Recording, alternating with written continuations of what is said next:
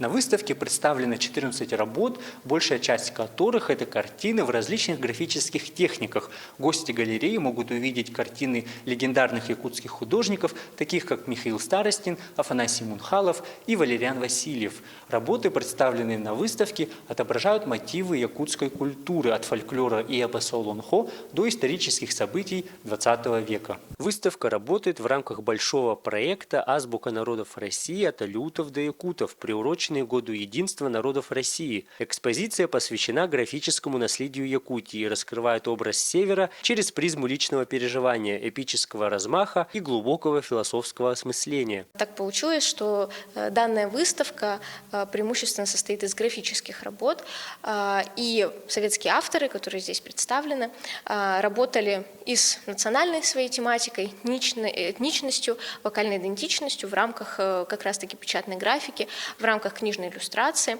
Благодаря тому, что Советский Союз большими тиражами выпускал печатную продукцию, книги, журналы, газеты, художники получали возможность находить контактировать с большим количеством народонаселения, демонстрировать свои навыки, свои таланты, неординарный взгляд на мир и на свою культуру, конечно же, на культуру своей малой родины, через такие работы. По словам заместителя поспреда Якутии по Дальнему Востоку, именно черно-белые оттенки зимы вдохновляли якутских художников передавать красоту родного края посредством графических образов. Это выставка, которая состоит из работ, демонстрирующих быт Якутии, быт народов, которые там действительно проживают. И он показывает, становится своеобразным черно-белым окном в мир Якутии, мир Саха. И люди могут увидеть, как люди в Якутии жили в древности, какие эпосы, какие культурные явления есть в Якутии. Ну и также выставка затрагивает также период Советского Союза, когда мы тоже активно вливались в наше единое государство и строили светлое будущее. Жители Владивостока могут лично увидеть печатную графику мастеров, чьи имена составляют золотой фонд изобразительного искусства Республики Саха-Якутия. Гости галереи единодушно отмечают яркие образы картин и выражают желание посетить Якутию. Я с удовольствием пришла сюда и с не меньшим удовольствием посмотрела картины. Картины интересные. Это гравюры. Гравюры очень яркие, очень такие подтверждают, как-то подчеркивающие национальный характер, движение, культуру этой республики. И меня очень заинтересовало. Я теперь хочу съездить в Якутию и посмотреть, как люди живут в Якутии. В общем, меня это заинтересовало, и я хочу поехать. Выставку можно посетить до 21 июня. Полумарафон прошел в 10-й раз и стартовал одновременно во всех регионах России от Камчатки до Калининграда. Всего на старт вышло более 200 тысяч бегунов по всей России. Участники могли попробовать себя в 4 дистанциях на выбор: 1 километр, ПСБ 5 километров, 10 километров или 21,1 километр. Принять участие мог любой желающий от 6 лет. Для того, чтобы как-то разнообразить досуг и бегунов, и болельщиков бегуна, в стартовом городке предусмотрены всевозможные активности. Это как детские аниматоры, массаж, тейпирование для спортсменов, какие-то фудкорты и интересные фотозоны. Сегодня на старте мы ожидаем самого возрастного участника в возрасте 86 лет. Как только он финиширует, мы вам сразу сообщим его результаты. Общее количество участников, наверное, у нас порядка по ДВФО 18 тысяч бегунов у нас сегодня пробежит. Старт и финиш всех дистанций состоялся на острове Русском. Маршрут пролегал на территории кампуса ДУФУ, включая университетскую набережную. Это прекрасная возможность полюбоваться современной архитектурой и красивыми видами Японского моря. Во время мероприятия также работала специальная фан-зона с развлекательной программой для гостей, болельщиков и участников. Я бежала 21 километр, то есть полумарафон. Я пробежала за 2 часа.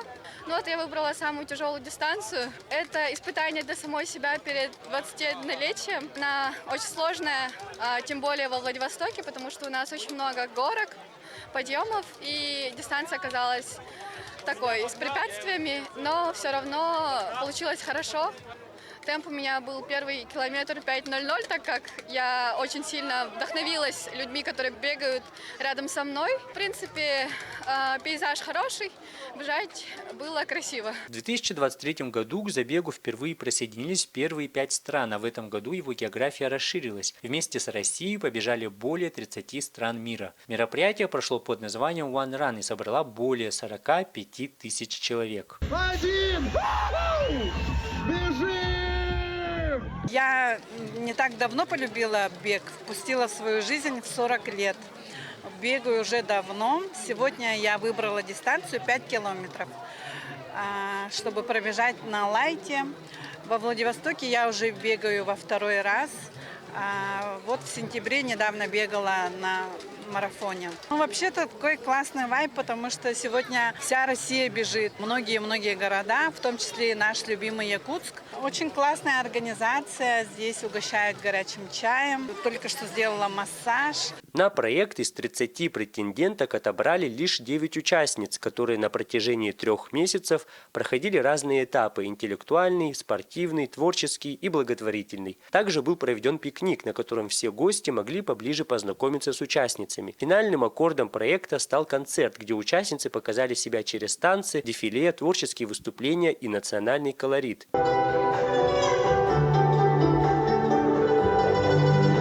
Концепт этого года – это стихии. Интеллектуальный этап прошел в стихии воды, мастер-класс в стихии воздуха, и спортивный этап прошел в стихии земли, и, конечно же, наш концерт в стихии огня. Мы в декабре начали писать грант на твою инициативу, выиграли в этом гранте и реализовали наш проект. Всего репетиций в синем зале в этом самой сцене было 16, и каждая репетиция лично для меня оставила эмоции и воспоминания. В проекте в этом году участвовали представительницы народов Бурятии, Якутии, Китая и Кореи. По итогам концерта титул «Вторая вице-мисс» получила представительница Якутии Виолетта Иванова. Титул «Первая вице-мисс» получила представительница Китая Гао Я. И главный титул «Мисс Азия ДУФУ 2026» получила первокурсница Политехнического института Александра Иневаткина из Иркутской области. Я очень рада, что я поучаствовала в этом конкурсе. Это безумно бесценный опыт и новые знакомства, столько положительных эмоций и столько поддержки. Это вообще невероятные эмоции. Для меня проект «Мисс Азия» дал такой сильный толчок именно внутренний, показал мне, что я действительно сильный человек. Не сомневаться в себе, обязательно, вот если есть желание, обязательно прийти и попробовать себя в этом. Это правда бесценный опыт. По словам организаторов, конкурс не ограничивается внешними данными, а его главная цель – показать многообразие азиатских народов, их обычаи и традиции через творчество. На концерте помимо участниц выступили творческие коллективы, а также были разыграны ценные призы среди зрителей.